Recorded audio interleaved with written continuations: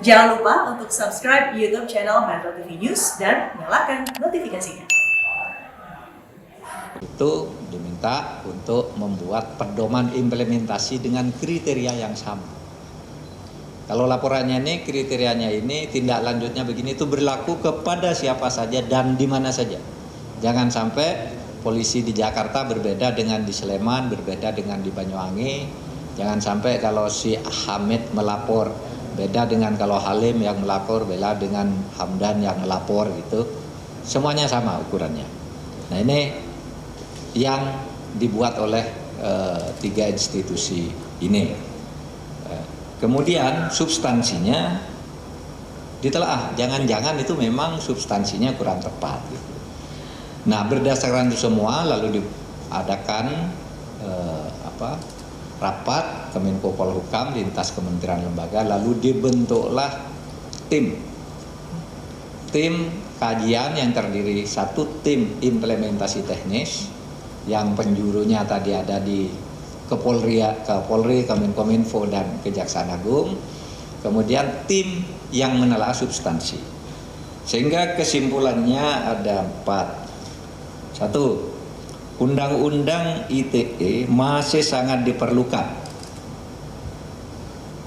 untuk mengantisipasi dan menghukumi, bukan menghukum ya, dan menghukumi dunia digital. Masih sangat diperlukan. Oleh sebab itu tidak akan ada pencabutan undang-undang ITE. Di seluruh dunia sekarang justru sedang memperbaiki, yang belum punya membuat, yang sudah punya ditelaah lagi untuk lebih ketat karena dunia digital ini sekarang semakin jahat. Oleh sebab itu kita pun sama. Undang-undang ITE ini masih sangat diperlukan.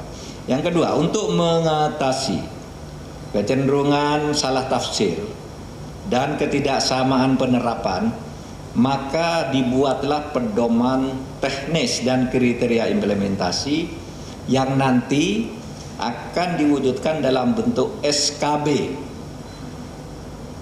3 kementerian dan lembaga, yaitu Menkominfo, Jaksa Agung, dan Kapolri. Ini bentuknya pedoman yang nanti kalau istilah Pak Menkominfo tadi mungkin jadi buku saku, jadi buku pintar baik kepada wartawan, kepada masyarakat maupun kepada Polri dan kejaksaan di seluruh Indonesia. Kemudian ada revisi semantik, perubahan kalimat atau revisi terbatas yang sangat kecil berupa penambahan frasa atau perubahan frasa. Kemudian berupa penjelasan, tambahan di penjelasan, bukan di batang tubuh, di penjelasan. Seperti misalnya ada kata penistaan itu apa sih? Fitnah itu apa sih? Keonaran itu apa sih? Gitu. Dijelaskan sehingga tidak sembarang orang berdebat lalu dianggap onar dan sebagainya. Nah, memang kemudian untuk memperkuat itu hanya ada satu penambahan pasal, yaitu pasal 45C.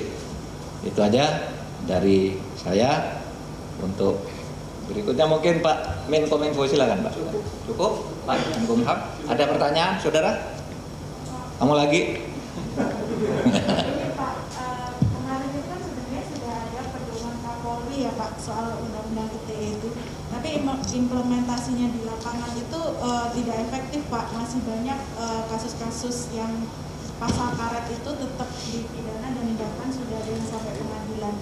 Nah ini gimana Pak soal pedoman teknis yang akan dibuat tadi yang ada kriteria implementasi? Ya pemirsa, itu tadi konferensi pers yang dilakukan oleh Menko Polhukam Mahfud MD terkait Undang-Undang ITE, terutama mengenai pedoman implementasi Undang-Undang ITE, di mana sebelumnya pemerintah membuat 2 tim. Yang pertama ada tim kajian implementasi teknis dan mengenai implementasi substansi, yang diambil kesimpulan ada 4 poin, di mana Undang-Undang ITE masih sangat diperlukan untuk mengantisipasi dan menghukumi dunia digital, sehingga Undang-Undang ITE tidak akan dicabut. Poin yang kedua adalah untuk mengantisipasi salah tafsir, akan ada pedoman implementasi dan juga kriteria dan nantinya akan dibentuk SKB 3 kementerian lembaga dari Menkominfo, Kejaksaan Agung dan juga Polri. Poin yang ketiga adalah adanya revisi semantik ataupun revisi terbatas dan poin yang terakhir adalah adanya penambahan pasal 45C. Dan pemirsa, demikian Headline News untuk kali ini. Headline News berikutnya akan hadir 1 jam dari sekarang. Tetaplah bersama kami, Metro Hari ini akan segera hadir untuk Anda sesaat lagi.